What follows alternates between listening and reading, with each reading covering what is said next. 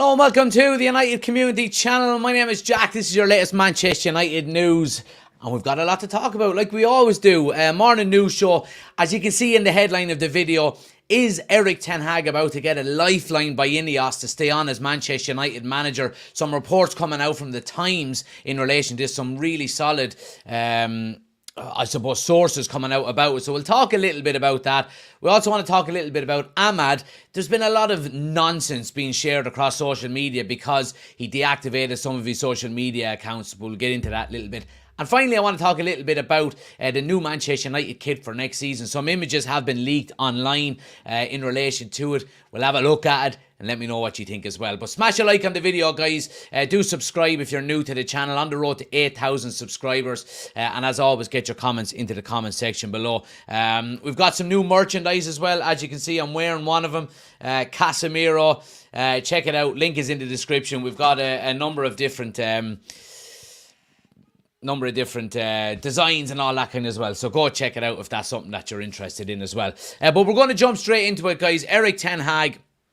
Is he being given a lifeline by Ineos and Sir Jim Ratcliffe in relation to staying on as Manchester United manager next season? So reports coming out from the Times suggest that Ineos have included Erik ten Hag in recent discussions on several aspects of next season, including the pre-season tour and transfers. The report also goes on to say that Erik ten Hag is well respected among the Ineos hierarchy, and there is a feeling that he has not been helped by the structure surrounding him.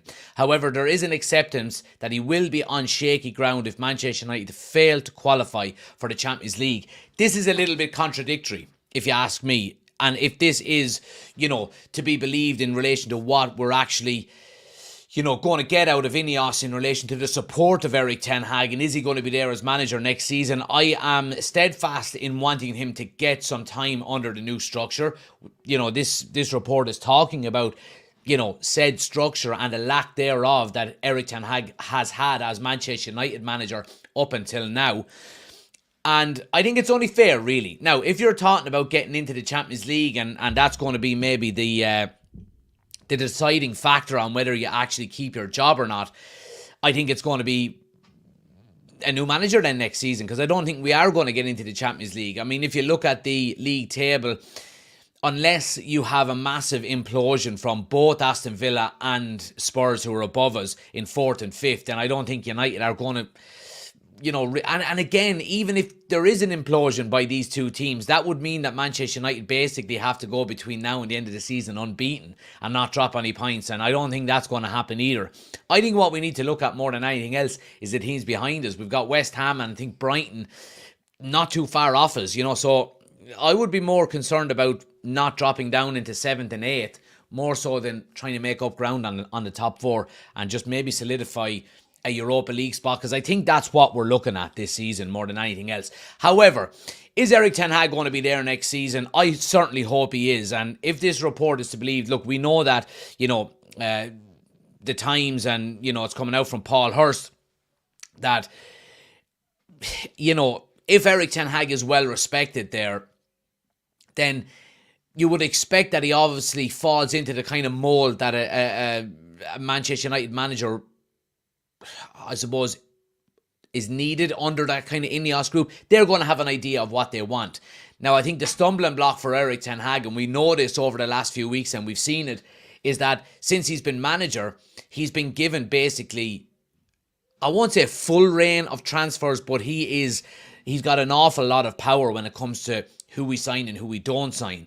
Now, bringing in the Ineos and the structure that's coming in behind them with Dan Ashworth and Omar Barada, Dave Brailsford, there is going to be a lot of that power taken away from Erik ten Hag on who we don't sign. Now, I do think he will still have a massive part to play when it comes to that. However, he will be restricted. I do think it'll be more of a collective and a team effort in terms of who we want to go out and actually sign. And I don't think the final decision will fall with Erik ten Hag. I think he will have a casting vote. Of course he will. And I would always say that a manager's vote should probably be a little bit more, I suppose, a little bit stronger maybe than the likes of a director of football on its own. because the manager is the one that has to work with these players. Now, that doesn't mean that he outvotes the director of football. I think, if we're coming down to, Erik ten Hag being the only man that wants to sign a certain player, and Dan Ashworth and Omar Barada and Dave Brailsford don't see it, then I think you're outvoted, absolutely. However, I do think Erik ten Hag should have a part to play when it comes to picking players, because he understands the way he wants to play. He's the one putting cones down on the training ground week in, week out, identifying players and the style of football that he wants to get out of these players. So I do think he needs to have a say in the matter.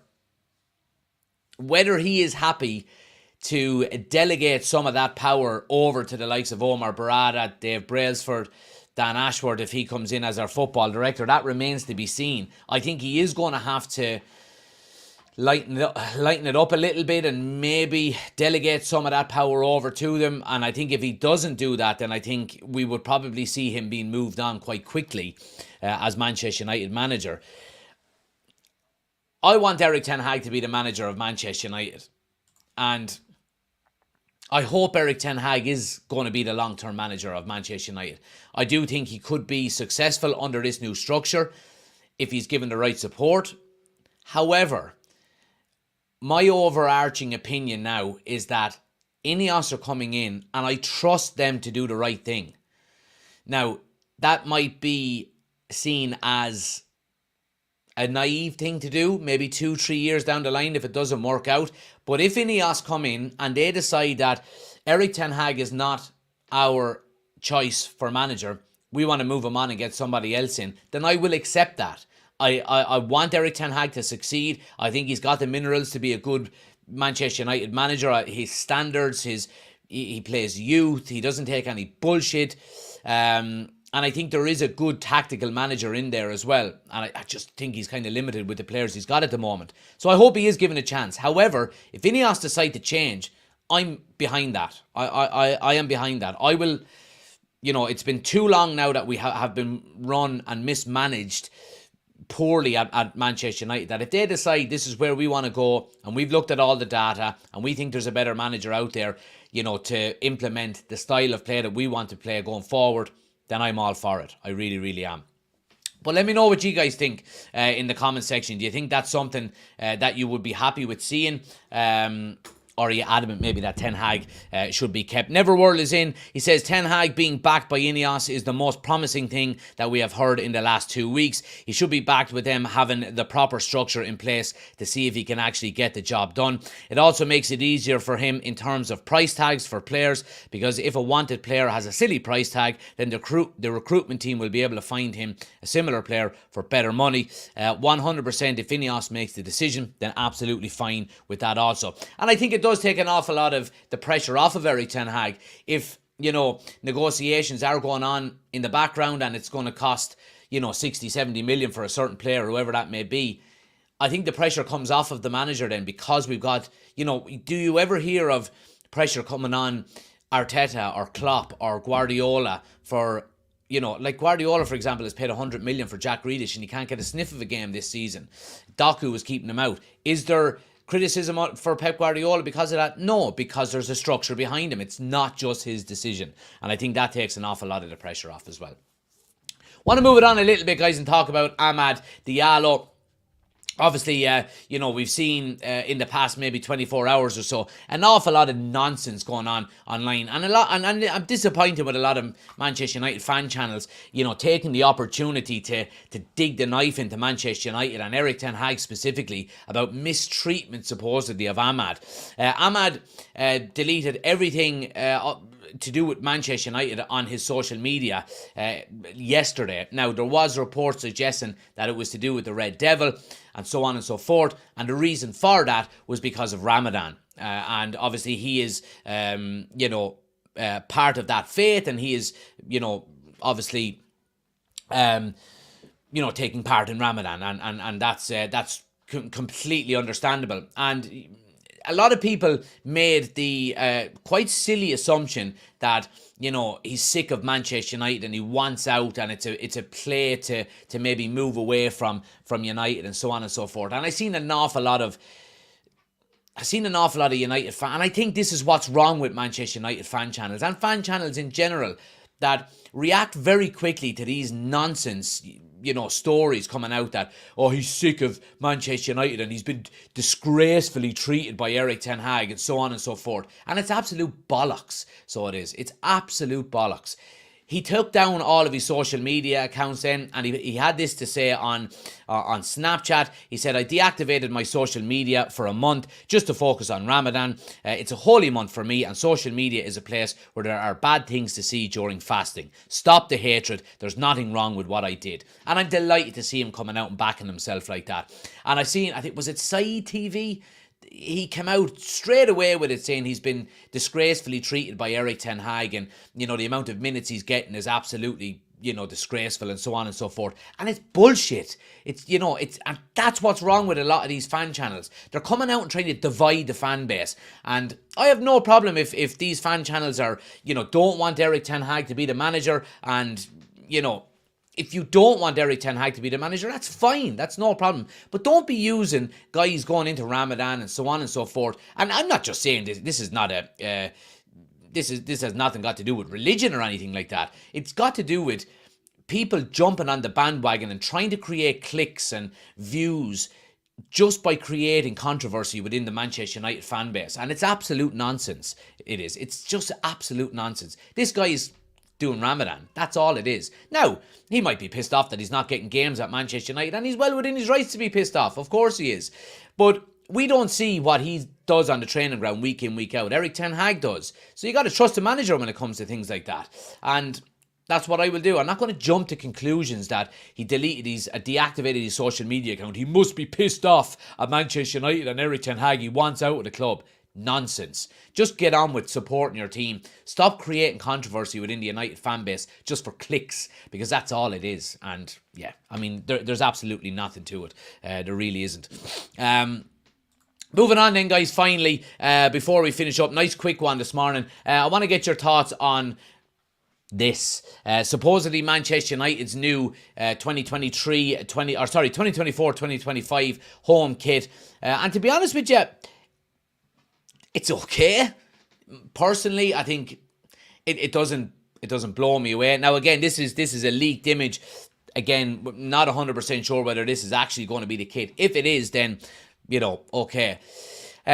Shades of maybe Champions League '99 crest. When you've got that kind of the badge within the crest or the crest within the badge. Sorry. I'm not a huge fan of it. I won't lie. I like the black kind of gives you vibes of, is it 2001, 2002 Ruud van Nistelrooy with the Vodafone across the front of it.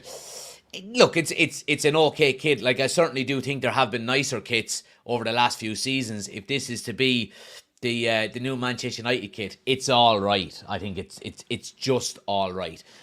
But yeah, look, I mean, let me know what you guys think in the comment section below. I like the Snapdragon. It's a cool logo, and of course, I like the Adidas as well. I would like nothing more than to go with just the retro Adidas logos. I think they're way nicer than just that plain new kind of modern design. But yeah, it doesn't blow me away. I'm not sure if I like the kind of raindrop design going down along it as well. Yeah, it kind of gives you vibes of this one. This kit here that we had a few seasons back under Chevrolet, when you had now they're vertical more than horizontal. Or sorry, they're horizontal now more than vertical in the new one. But that kind of raindrop design going across. Yeah, look, I'm not overly blown away by it, but look, it is what it is. I'm sure I'll be getting one regardless. But let me know what you think in the comment section below, guys. Do smash a like on the video. Hit subscribe if you're new to the channel as well. Nice short news show this morning. We will be going into in depth tonight in terms of all things Manchester United. I do have a guest coming on tonight, Adam Quinn, aka Tom Aldino from TikToks, for anybody who knows him. He will be on live with us tonight to give us his opinions on Manchester United and the season that we're currently having. So make sure you're tuning in for that as well, guys. Like I said, we've got some new merchandise as well. The link is in the description of the video. That's just one of the designs, Casemiro. We've got 7 or 8 other designs up there. Go check them out if it's something you're interested in. Link is in the description. Helps the channel out an awful lot. Thanks for watching. Have a good day, and I'll see you tonight.